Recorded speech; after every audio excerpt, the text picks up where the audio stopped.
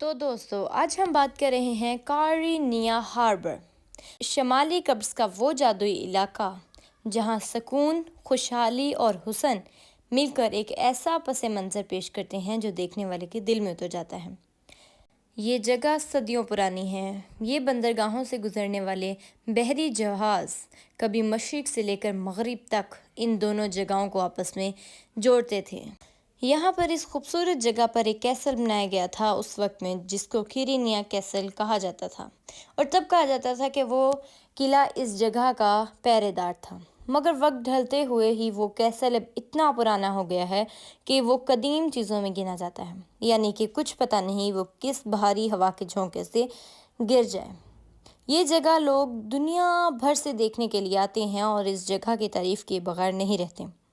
یہ جگہ پہ رہنے والے لوگ ابھی بھی قدیم ترین روایتوں کے ساتھ ہی چلتے ہیں۔